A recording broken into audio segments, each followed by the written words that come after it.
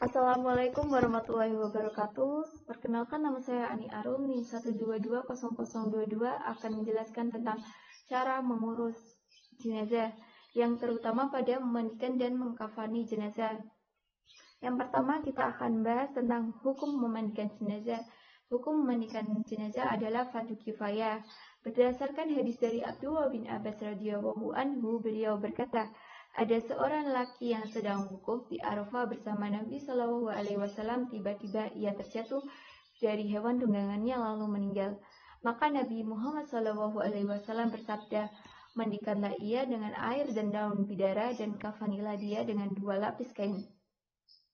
Jangan beri minyak wangi dan jangan tutup kepalanya, karena Allah akan membangkitkannya di hari kiamat dalam keadaan bertalbiyah. Selanjutnya adalah ada pula jenazah yang wajib dimandikan dan tidak wajib untuk dimandikan. Yang pertama adalah jenazah yang wajib dimandikan. Kriterianya adalah sebagai berikut. Yang pertama, seorang muslim atau muslimah. Yang kedua, bentuk tubuhnya masih utuh. Yang ketiga, kematian bukan karena mati syahid. Yang keempat, bukan bayi yang meninggal karena keguguran. Ada pula jenazah yang tidak wajib dimandikan. Yang pertama, mereka yang meninggal dalam mati syahid. Yang kedua, bayi yang meninggal karena keguguran. Selanjutnya adalah perangkat memandikan jenazah. Perangkat memandikan jenazah itu sama dengan keperluan yang kita butuhkan dalam memandikan jenazah. Yang pertama, ada air bersih atau suci, bersih dari kotoran, bersih dari segi warna, bersih dari segi bau. Yang kedua adalah sabun atau air yang diberi bubuk kapur, barus, dan wangi-wangian tanpa alkohol. Yang ketiga, sarung tangan untuk memandikan jenazah. Yang keempat, sedikit kapas. Yang kelima, potongan atau gulungan kain kecil. Yang keenam, handuk dan kain khusus basahan. Selanjutnya, ada pula tata cara dalam memandikan jenazah, diantaranya sebagai berikut. Yang pertama adalah membaca niat. Niatnya itu berbeda dengan laki-laki maupun perempuan. Yang untuk laki-laki, nawaitul husla adaan an hazal mayyiti lillahi ta'ala. Sedangkan yang perempuan, nawaitul husla adaan an hajili mayyitati lillahi ta'ala. Yang membedakan dari membaca kedua niat tersebut adalah dalam mayyiti dan mayyitati. Yang kedua adalah letakkan kepala jenazah lebih tinggi. Yang ketiga, pakai sarung tangan sebelum memandikan. Yang keempat, ambil kain penutup dari jenazah dan diganti dengan kain basah agar tetap bersih. Yang kelima, bersihkan gigi, lubang hidung, lubang telinga, celah ketiak, celah jari dan tangan, serta rambut. Yang keenam, angkat kepala jenazah sampai setengah duduk. Kemudian tekan perutnya agar kotoran keluar semua. Yang ketujuh, siram seluruh tubuh jenazah diikuti dengan membaca niat memandikan jenazah. Yang kedelapan, bersihkan kubul dan kubur. Yang kesembilan, siram atau basuh jenazah mulai dari anggota tubuh bagian kepala hingga ujung kaki. Yang kesepuluh, basuh jenazah dengan menuangkan air bersih ke tubuh dan gosok perlahan menggunakan handuk halus. Yang ke-11, siram dengan air kapur barus. Yang ke-12, jenazah diwudukan. Yang ke-13, menyela jenggot dan mencuci rambut jenazah dengan air daun bidara atau sampo. Yang ke-14, basuh sekujur tubuh. Yang ke-15, keringkan tubuh menggunakan handuk kering. Kematian adalah suatu mutlak terjadi pada manusia. Saat seorang muslim meninggal, maka keluarga yang ditinggalkan memiliki kewajiban untuk mengurus jenazah. Jika keluarga yang ditinggalkan tidak tahu cara memandikan jenazah, maka boleh meminta tolong kepada orang lain yang mengerti tentang cara memandikan jenazah. Karena itu ada beberapa adab yang perlu diperhatikan dalam memandikan jenazah. Yang pertama, memandikan jenazah di tempat yang terlindungi. Yang kedua, memandikan jenazah oleh orang yang memenuhi syarat, yaitu syaratnya muslim, berakal, soleh, amanah, mengetahui adab dan tata cara memandikan jenazah. Yang ketiga, memandikan jenazah dengan menutup auratnya. Yang keempat, memandikan jenazah dengan lembut. Yang kelima, memandikan jenazah dan membersihkan najis dan kotorannya. Yang keenam, merapikan jenazah setelah memandikan Dan ketujuh, menutup aib almarhumah atau jenazah baik setelahnya maupun sebelum memandikan jenazah. Dalam hal memandikan jenazah, ada sebaiknya kamu mengetahui lebih dulu siapa yang akan memandikan jenazah tersebut. Lebih diutamakan, ini dilakukan dari kalangan keluarganya.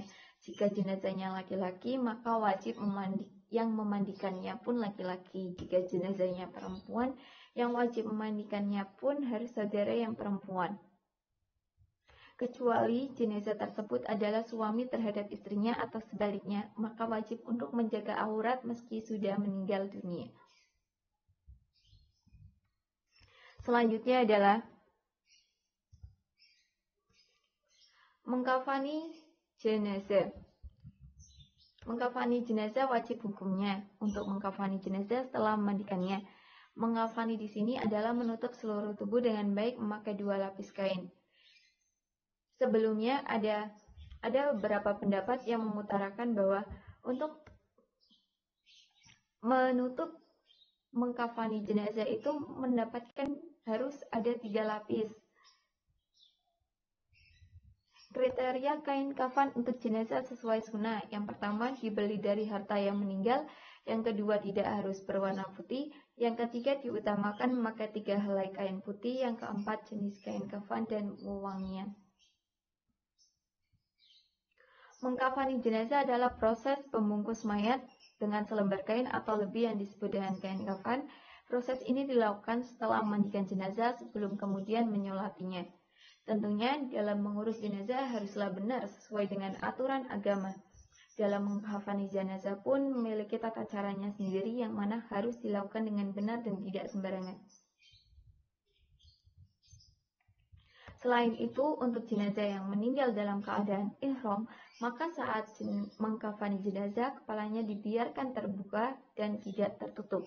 Hal ini sesuai hadis Rasulullah SAW yang berbunyi, jangan beri minyak wangi dan jangan tutup kepalanya, karena Allah membangkitkannya di hari kiamat dalam keadaan bertalbiyah. Hadis riwayat Bukhari dan Muslim.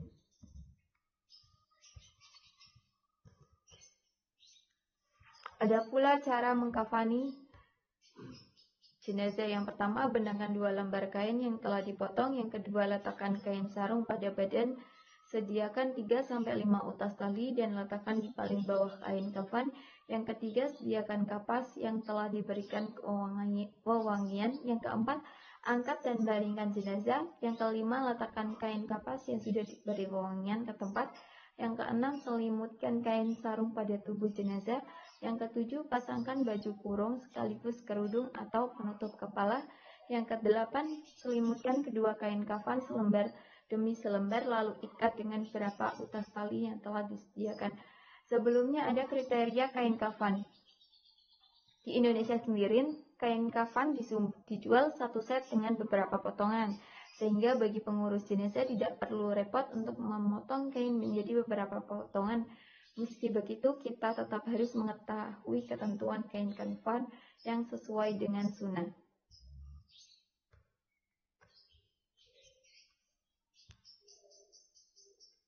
Kriteria kain kafan untuk jenazah yang sesuai sunnah, yang pertama dibeli dari harta yang meninggal.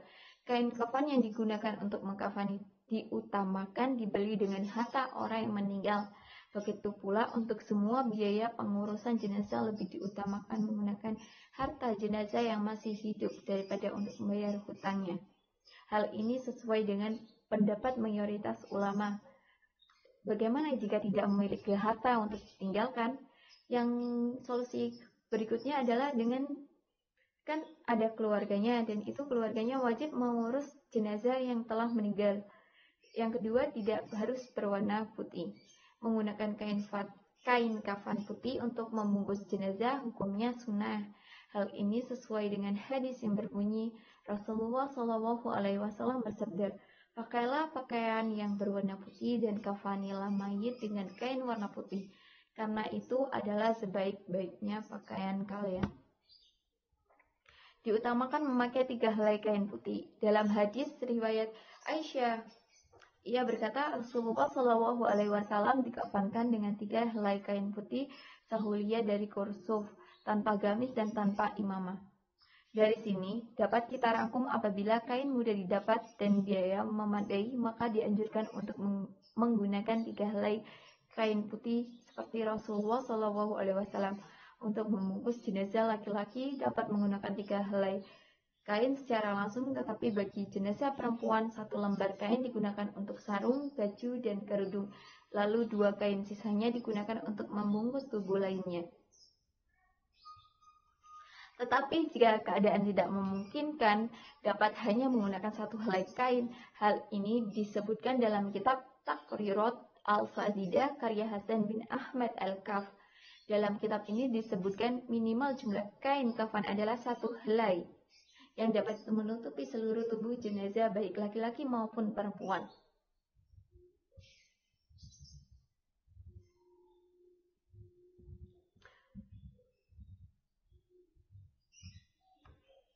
Kemudian adalah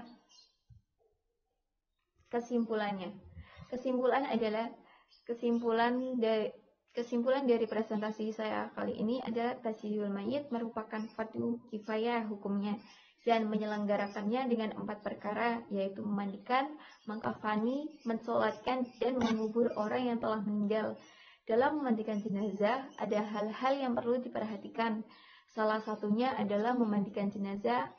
Yang memandikan jenazah sendiri adalah keluarga yang ditinggalkan. Tapi jika tidak mengerti cara memandikannya, bisa dibantu oleh orang lain yang lebih mengerti cara memandikan jenazah. Memandikan jenazah sendiri adalah bentuk penghormatan terakhir kepada almarhumah. Selain itu, yang menjadi urutan dalam tasyiyul mayit adalah mengkafani jenazah.